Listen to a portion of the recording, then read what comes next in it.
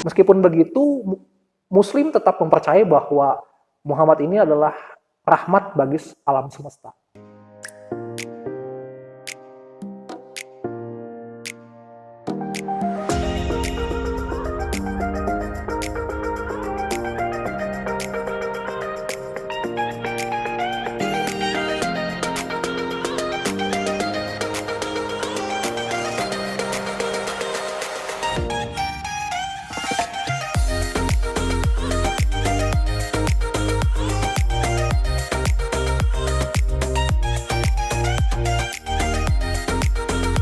Shalom Sobat Sarung Pun dimanapun kalian berada, senang kembali di dalam Sarung Pun Sabda.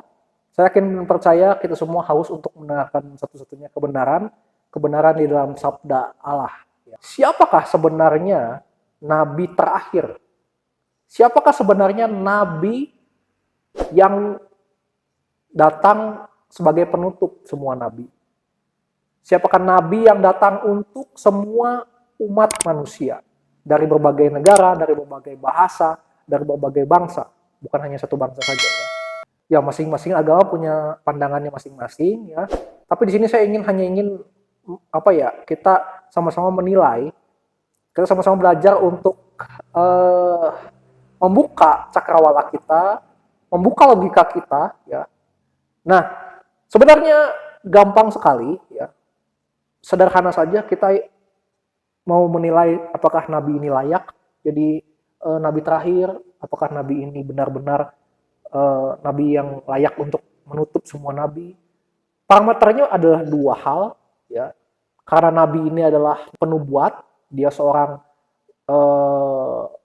pemberita juga. Kalau di dalam bahasa Ibrani-nya kan nun dan juga bait ya, naba itu artinya nubuat atau juga prediksi. Kalau di dalam Arab artinya berita atau juga kabar gitu ya. Gampang, dua parameternya ini adalah yang pertama, nubuat atau prediksi dari si nabi terakhir ini harus terbukti. Ya. Karena dia nabi terakhir, maka nubuatnya pastilah tentang akhir zaman. Kita akan melihat apakah nabi ini layak menjadi nabi penutup. Karena tidak ada lagi nabi setelah dirinya, ya kita lihat dari prediksinya tentang akhir zaman. Setelah dirinya meninggal, setelah dirinya tiada lagi begitu ya.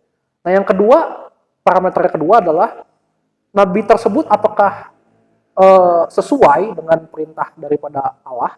Apakah nabi tersebut tidak ada pertentangan dengan perintah Allah atau tidak ada pertentangan dengan firman Tuhan?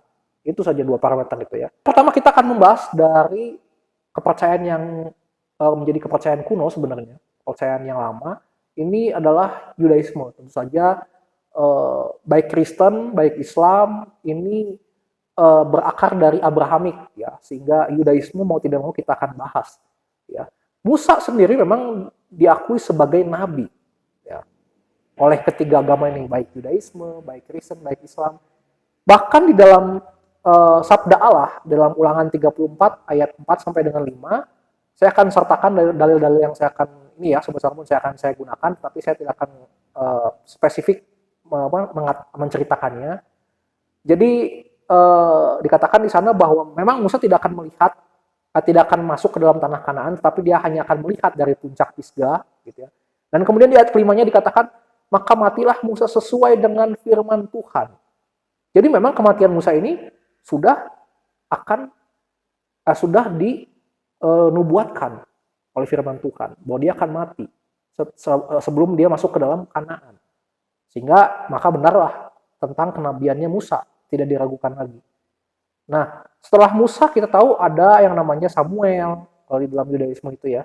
Kalau dalam tradisi Yahudi ada juga yang namanya Daud ya, dan lain sebagainya. Nah, dikatakan di dalam kepercayaannya Kristen ya, Kisah Para Rasul ketika itu Petrus mengambil tradisi dan juga kisah nabi-nabi di dalam Perjanjian Lama. Dia mengatakan bahwa nabi-nabi di dalam Perjanjian Lama termasuk Samuel ya, dan nabi-nabi sebelum Yesus Kristus lahir itu sebenarnya bernubuat semua untuk zamannya Yesus Kristus atau Isa Al-Masih ya. Jadi tidak ada nabi yang tidak bernubuat untuk Yesus Kristus, tidak ada nabi yang tidak bernubuat untuk zamannya Yesus. begitu. Bahkan Yohanes Pembaptis atau Nabi Yahya ya kalau di dalam Islam itu dia bernubuat untuk Yesus. Ya, dia katakan bahwa lihatlah ya, inilah anak domba yang menghapus dosa manusia. Ya, itu merujuk kepada Yesus Kristus yang akan mati nanti menjadi anak domba untuk dikorbankan menghapus dosa-dosa manusia. Ya, nah bahkan Yesus Kristus sendiri ketika dia akhirnya melayani di dunia, itu dia pernah mengatakan kepada muridnya bahwa jangan kaget bahwa nanti di akhir zaman akan ada nabi-nabi palsu setelah dirinya. Jadi nanti setelah Yesus nanti bangkit, dia kemudian naik ke surga, dia meninggalkan para muridnya di dunia, ya nanti dia mengutus Roh Kudusnya, bahkan di situ akan banyak pekerjaan-pekerjaan dari nabi-nabi palsu yang akan lahir kemudian setelah Yesus. Nah itulah ya istilahnya seperti wasiat yang Yesus berikan kepada murid-muridnya untuk berjaga-jaga. Nah setelah zaman Yesus Kristus, Islam ya mengakui bahwa ada Muhammad yang menjadi nabi penutup atau nabi terakhir. Nah, memang Muhammad sendiri di dalam satu hadis berkata bahwa setelah dirinya tidak ada lagi kenabian, yang ada hanyalah kabar-kabar gembira berupa mimpi-mimpi baik lah begitu ya. Kemudian Allah di dalam Quran itu sangat-sangat mengasihi dan melindungi Muhammad. Ya dikatakan di dalam Quran begitu bahwa dia akan memeliharanya dari gangguan manusia. Ya ketika itu dari gangguan orang-orang kafir yang ingin menyakiti Muhammad. Ya namun sayangnya Muhammad sendiri meninggal karena diracun oleh seorang wanita Yahudi, wanita kafir. Ya. Nah ketika itu ketika Muhammad mengetahui bahwa dirinya diracun oleh wanita ini, dia berkata bahwa tidak akan mudah dan tidak mungkin Allah itu mengizinkan bahwa dirinya itu akan mati karena diracun oleh si wanita Yahudi ini. Muhammad sendiri akhirnya bertanya kepada wanita ini, untuk apa kamu meracuni saya? Ya wanita ini akhirnya mengakui bahwa saya ingin mengetahui bahwa apakah Anda itu adalah nabi yang dijanjikan gitu ya. Karena kalau Anda nabi, maka Anda tidak akan mati oleh karena racun ini, begitu kata wanita itu.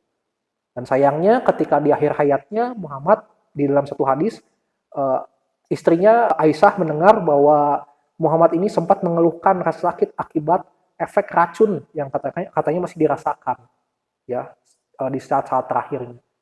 Nah, kemudian akhirnya Muhammad setelah itu mati. Ya kemudian Muslim sendiri percaya bahwa apa yang dikatakan oleh Muhammad ini semuanya adalah perkataan-perkataan yang baik dari Tuhan. Gitu ya. Nah Muhammad sendiri sebenarnya diyakini sebagai nabi terakhir yang diutus oleh Allah itu dari kaum Quraisy, ya kaum yang katanya tidak bisa membaca dan juga tidak bisa menulis, sehingga Muhammad juga buta huruf, tidak bisa menulis dan juga tidak bisa membaca, ya karena dikatakan bahwa Allah akan mengutus nabi atau membangkitkan satu nabi dari bahasa kaumnya sendiri, gitu ya. Nah meskipun begitu, Muslim tetap mempercayai bahwa Muhammad ini adalah rahmat bagi alam semesta. Coba mengulik tentang Yesus Kristus yang sebenarnya belum tuntas tadi ya, karena keburu kepotong oleh kisahnya Muhammad begitu. Jadi ternyata Yesus Kristus itu dari sudut pandang Islam, itu Isa Al-Masih, dia bahkan dikatakan dia diajarkan oleh Allah untuk bagaimana caranya menulis ya. Jadi Allah itu mengajar Isa Al-Masih untuk menulis di dalam Al-Maidah ayat 110 ya. Bahkan di dalam An-Nisa 157 sampai 158 ketika itu bahkan Allah sendiri melindungi Isa Al-Masih dari penyaliban, ya dari kematian, sehingga Allah akhirnya mengangkat Isa Al-Masih dan yang disalib itu katanya adalah orang yang diserupakan wajahnya dengan Isa Al-Masih. Dan dia akan turun kembali terakhir. Itu kan berarti terakhir ya. Nah, saya kemudian penasaran karena memang di dalam Kristen Yesus dikenal lebih dari itu. Kristen sudah lebih dulu mengenal siapa Yesus.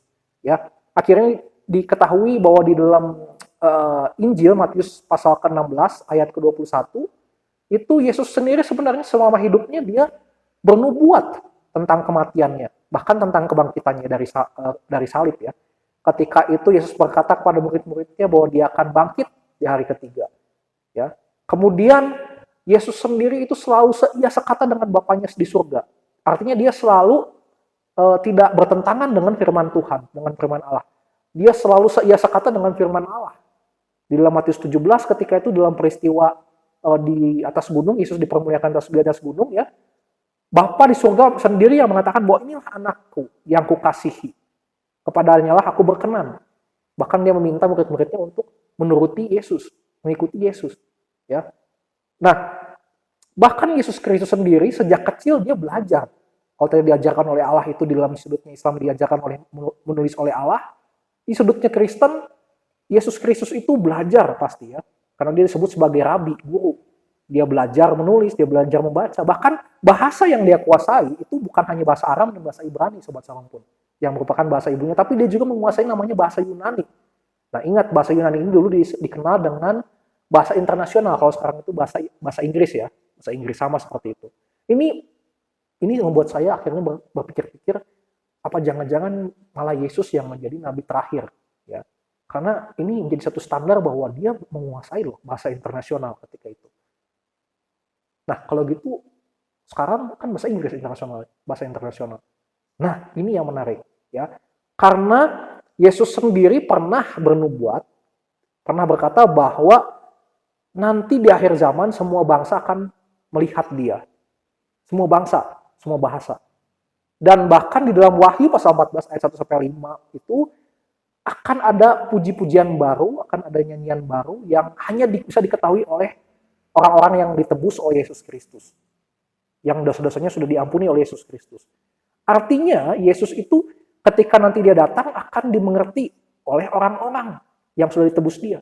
Dan juga orang-orang akan mengerti satu bahasa baru. Ya, bahasa apa itu? Saya yakin dan percaya itu adalah kemungkinan besar adalah bahasa dari Roh Kudus. Dan itu adalah kasih. Ya. Karena dikatakan dalam 1 Korintus 13, kasih tidak berkesudahan. Sedangkan nubuat, sedangkan bahasa roh itu akan habis, akan lenyap. Tapi kasih selama-lamanya. Dan inilah bahasa kasih. Ya. Bahasanya Tuhan Yesus. Saya yakin dan percaya. Ya. Dan orang yang sudah memiliki Roh Kudus, dia akan memiliki bahasa kasih itu. Sehingga kalau ketika di dunia Yesus saja bisa menguasai bahasa internasional, ketika itu Yunani, maka bukan satu hal yang mustahil ketika dia datang dengan wujud kealahannya nanti untuk menghakimi dunia, tentulah dia tahu ya semua bahasa di dunia. Berbahagialah bagi kita yang menjadi pengikut Kristus ya. Tetapi bagi Sobat Sarumpun yang mungkin punya atau percaya kepada agama lain, saya terus dukung Sobat Sarumpun untuk terus belajar tentang sebenarnya jalan yang benar itu di mana. Dalam hal ini khususnya tentang sebenarnya nabi terakhir yang patut ya datang terakhir itu dan patut menjadi nabi penutup itu siapa ya. Dari pemaparan ini Sobat Sarumpun boleh menilai dan Sobat Sarumpun boleh komentar ya. Silakan, jangan lupa di like, di share, dan juga di subscribe ya, Sobat Sarumpun, untuk kita terus bisa berjumpa dan saya bisa mengupdate video-video selanjutnya. Kiranya ini boleh menjadi penambahan wawasan bagi kita dan juga pembuka cakrawala kita, upaya kita untuk berpikir beragama secara logis gitu ya, Sobat Sarumpun. Terima kasih, Tuhan memberkati kita.